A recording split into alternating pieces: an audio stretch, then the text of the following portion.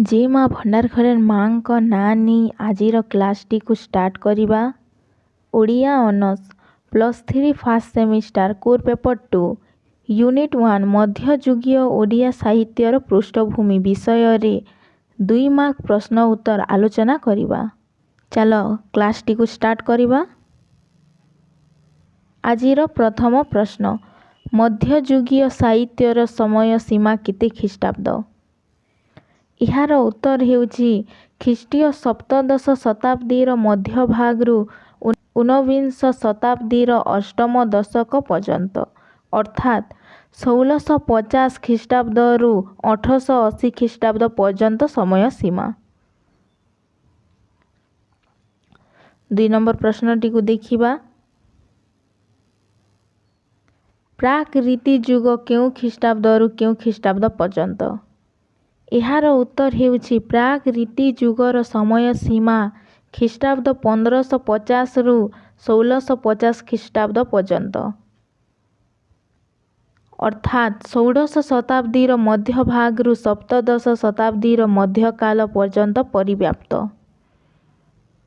3 number प्रश्नटी को देखिबा। मध्य रीति जुग केउ ख्रीष्टाब्दरू केउ ख्रीष्टाब्द पर्यंत।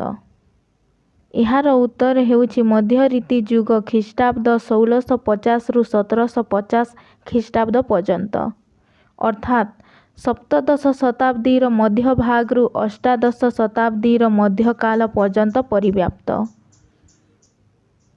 परवर्ती प्रश्नटी को देखिबा। 4 नंबर प्रश्न उत्तर रीति जुग केउ ख्रीष्टाब्दरू केउ ख्रीष्टाब्द पर्यंत। यार उत्तर हेउछि उत्तर रीति जुग ख्रीष्टाब्द 1750 रु 1850 1880 ख्रीष्टाब्द पर्यंत अर्थात अष्टादश शताब्दीर मध्य भागरू 19 शताब्दीर मध्य भाग पर्यंत परिव्याप्त। 5 नंबर प्रश्नटी को देखिबा। प्राक रीति कालर केते जन रीति कविंक नाम लिख। यार उत्तर हेउछि अर्जुन दास, देवदुर्लभ दास, शिशुशंकर दास, प्रताप राय, नरसिंह सेन, पुरुषोत्तम दास, दनाई दास प्रमुख प्राक रीति कालर कवि। 6 नंबर प्रश्नटी को देखिबा। नरसिंह सेन को काव्यर नाम कौन। यार उत्तर हेउछि नरसिंह सेन को काव्यर नाम परिमला, प्रेमलोचना, गोपकेली प्रभृति। 7 नंबर प्रश्नटी को देखिबा। रहस्य मंजरीर कवि किए। यार उत्तर हेउछि रहस्य मंजरीर कवि हेउछन्ति देवदुर्लभ दास। 8 नंबर प्रश्नटी को देखिबा। अर्जुन दासकर काव्यर नाम कौन। यार उत्तर हेउछि राम विवाह, कल्पलता प्रभृति अर्जुन दासकर काव्य। 9 नंबर प्रश्नटी को देखिबा। मध्य रीति जुग को अन्य क्यों नाम रे नामित करा जाए। यार उत्तर हेउछि मध्य रीति जुग को अलंकारिक जुग, दरबारी साहित्यर जुग नाम रे नामित करा जाए। 10 नंबर प्रश्नटी को देखिबा। मध्य रीति कालर प्रधान कविंक नाम कौन। यार उत्तर हेउछि मध्य रीति कालर प्रधान कविंक नाम कवि सम्राट उपेन्द्र भंज। परवर्ती प्रश्नटी को देखिबा।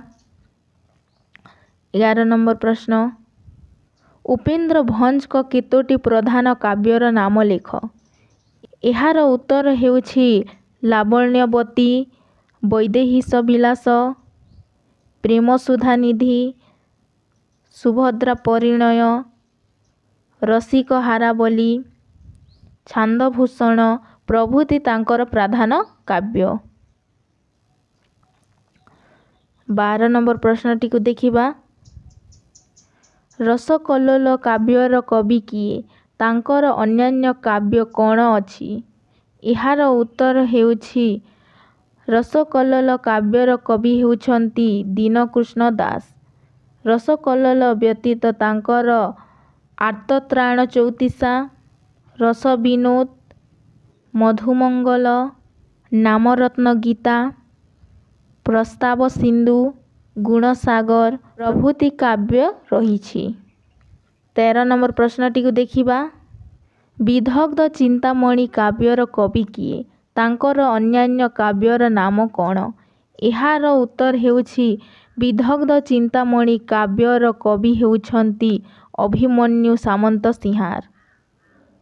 ତାଙ୍କର ଅନ୍ୟାନ୍ୟ କାବ୍ୟ କବିତା ଭିତରେ ସୁଲକ୍ଷଣା, ପ୍ରେମକଲା, ପ୍ରେମଚିନ୍ତାମଣି ପ୍ରଭୃତି ପ୍ରଧାନ।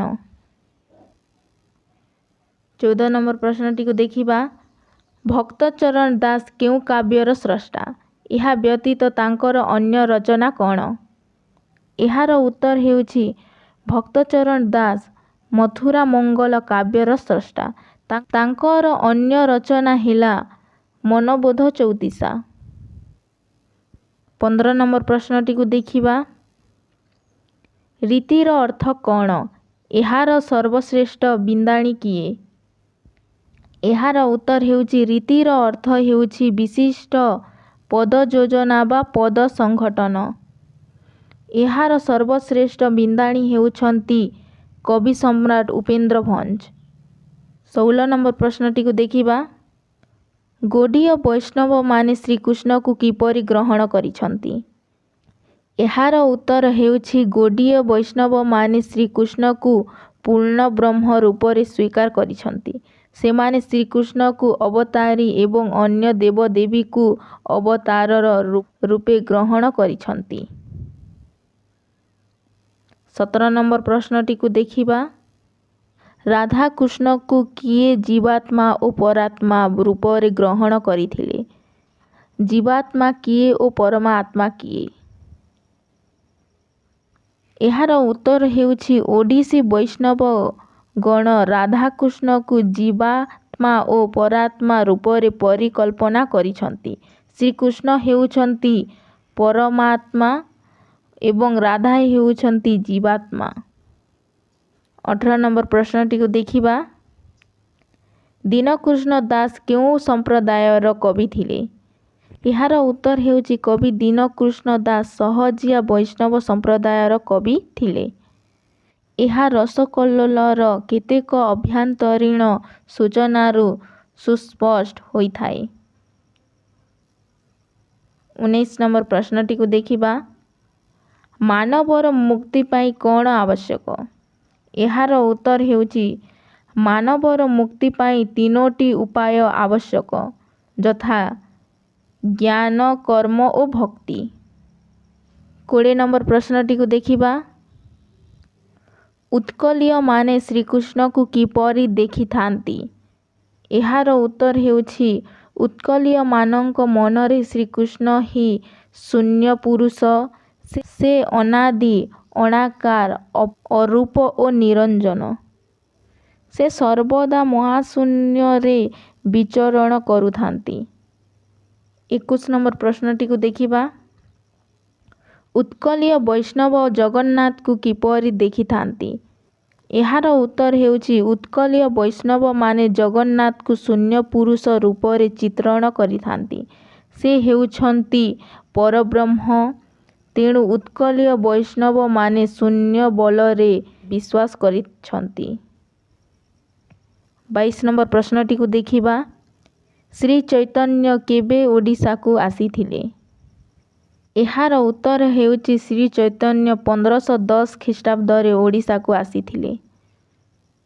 ପରବର୍ତ୍ତୀ ପ୍ରଶ୍ନଟିକୁ ଦେଖିବା। 23 ନମ୍ବର। ବୈଷ୍ଣବ ଧର୍ମ କାହାକୁ କହନ୍ତି? ଏହାର ଉତ୍ତର ହେଉଛି ବିଷ୍ଣୁକୁ ଆରାଧନା କରାଯାଉଥିବା ଧର୍ମ ହେଉଛି ବୈଷ୍ଣବ ଧର୍ମ। ଏହି ଧର୍ମ ସୁପ୍ରାଚୀନ ଧର୍ମ। ଏହି ଧର୍ମରେ ଶ୍ରୀକୃଷ୍ଣ ବସୁଦେବ ଆରାଧ୍ୟ ଦେବତା ଭାବରେ ପୂଜିତ ହୋଇ ଆସୁଥିଲେ। 24 ନମ୍ବର ପ୍ରଶ୍ନଟିକୁ ଦେଖିବା। କେଉଁଥିରେ ରୀତି ଏକ ବିଶେଷ ଅର୍ଥରେ ପ୍ରଯୁକ୍ତ ହୋଇଥିଲା? ରୀତିର ଅର୍ଥ କ'ଣ? ଏହାର ଉତ୍ତର ହେଉଛି ସଂସ୍କୃତ ଅଳଙ୍କାର ଗ୍ରନ୍ଥରେ ରୀତି ଏକ ବିଶେଷ ଅର୍ଥରେ ପ୍ରଯୁକ୍ତ ହୋଇଥିବା ଦେଖାଯାଏ। ସେହି ଦୃଷ୍ଟିରେ ରୀତିର ଅର୍ଥ ବିଶିଷ୍ଟ ପଦ ରଚନା। 25 ନମ୍ବର ପ୍ରଶ୍ନଟିକୁ ଦେଖିବା। ସପ୍ତଦଶ ଶତାବ୍ଦୀ ବେଳକୁ କାବ୍ୟ ସାହିତ୍ୟରେ କ'ଣ ପ୍ରତିଫଳିତ ହୋଇଥିଲା? ଏହାର ଉତ୍ତର ହେଉଛି ସପ୍ତଦଶ ଶତାବ୍ଦୀର ମଧ୍ୟଭାଗରୁ ଓଡ଼ିଆ ସାହିତ୍ୟର ଗତି ପରିବର୍ତ୍ତନ ହୋଇ ଆଲଙ୍କାରିକ କାବ୍ୟଶୈଳୀ ନାନା ବର୍ଣ୍ଣ ବୈଚିତ୍ର୍ୟରେ ପ୍ରତିଫଳିତ କାବ୍ୟ ସାହିତ୍ୟରେ ପରିଣତ ହୋଇଥିଲା। 26 ନମ୍ବର ପ୍ରଶ୍ନଟିକୁ ଦେଖିବା। ରୀତି ସାହିତ୍ୟରେ ସାହିତ୍ୟର ଅର୍ଥ କ'ଣ ବୁଝାଉଥିଲା ଲେଖ। ଏହାର ଉତ୍ତର ହେଉଛି ମଧ୍ୟଯୁଗୀୟ ରୀତି ସାହିତ୍ୟ ଥିଲା ବ୍ୟାପକ। ରୀତି ସାହିତ୍ୟରେ ସାହିତ୍ୟର ଅର୍ଥ କାବ୍ୟ ବୋଲି ବୁଝାଉଥିଲା। ତାହା ଦୃଶ୍ୟ ବା ଶ୍ରବ୍ୟ ଥିଲା। 27 ନମ୍ବର ପ୍ରଶ୍ନଟିକୁ ଦେଖିବା। ବୈଷ୍ଣବ ଧର୍ମର କେବେ ପ୍ଲାବନ ହୋଇଥିଲା? ଏହାର ଉତ୍ତର ହେଉଛି 1510 ଖ୍ରୀଷ୍ଟାବ୍ଦରେ ଶ୍ରୀ ଚୈତନ୍ୟଙ୍କ ଉତ୍କଳ ଆଗମନ ସଙ୍ଗେ ସଙ୍ଗେ ବୈଷ୍ଣବ ଧର୍ମର ଉତ୍ତରଲ ପ୍ରଭାବରେ ସମଗ୍ର ଉତ୍କଳ ଭୂମି ପ୍ଳାବିତ ହୋଇଥିଲା। 28 ନମ୍ବର ପ୍ରଶ୍ନଟିକୁ ଦେଖିବା। ରୀତି ପ୍ରଥମେ କେଉଁଠି ସମ୍ପାଦିତ ହୋଇଥିଲା? କେଉଁମାନେ ରୀତିର ଆଭିମୁଖକୁ ପ୍ରତିଷ୍ଠିତ କରିଥିଲେ? ଏହାର ଉତ୍ତର ହେଉଛି ରୀତି ପ୍ରଥମେ ଘୁମୁସରର ଭଞ୍ଜବଂଶୀୟ ରାଜା ଦରବାରରେ ସମ୍ପାଦିତ ହୋଇଥିଲା। ଧନଞ୍ଜୟ ଭଞ୍ଜ, ତ୍ରିବିକ୍ରମ ଭଞ୍ଜ, ନୀଳକଣ୍ଠ ପ୍ରମୁଖ ଭଞ୍ଜବଂଶୀୟମାନଙ୍କ ପରେ ଦୀନକୃଷ୍ଣ, ଲୋକନାଥ ଓ ବିଦ୍ୟାଧର ପ୍ରମୁଖ କବିଗଣ ନୂତନ ଅର୍ଥରେ ରୀତିବାଦର ଆଭିମୁଖକୁ ସୁପ୍ରତିଷ୍ଠିତ କରିଥିଲେ। 29 ନମ୍ବର ପ୍ରଶ୍ନଟିକୁ ଦେଖିବା। ରୀତି ଯୁଗର ରୀତି କାବ୍ୟକୁ କାବ୍ୟ କହିବାର କ'ଣ ସାର୍ଥକତା ରହିଛି? ଏହାର ଉତ୍ତର ହେଉଛି ରୀତି କାବ୍ୟର ଶବ୍ଦ ଚାତୁରୀ, ଚମତ୍କାରିତା, ସଙ୍ଗୀତର ମୂର୍ଚ୍ଛନା, ଶବ୍ଦାଳଙ୍କାର। ଏହି ଯୁଗରେ କାବ୍ୟ ସୃଷ୍ଟିର ପ୍ରଧାନ ଅବଲମ୍ବନ ନଥିଲା। ଏହି ଦୃଷ୍ଟିରୁ ଏହି ଯୁଗର କାବ୍ୟାବଳୀକୁ ରୀତିକାବ୍ୟ ଓ ଏହି ଯୁଗକୁ ରୀତିଯୁଗ ନାମରେ ଅଭିହିତ କରାଯାଇଛି। ଆଜିର ଶେଷ ପ୍ରଶ୍ନ 30 ନମ୍ବର ପ୍ରଶ୍ନଟିକୁ ଦେଖିବା। ରୀତି ଯୁଗରେ ଓଡ଼ିଶା ଆଫଗାନମାନଙ୍କ ଅଧୀନରେ କେବେ ଥିଲା? ମୋଗଲମାନଙ୍କ ଅଧୀନକୁ କେବେ ଗଲା?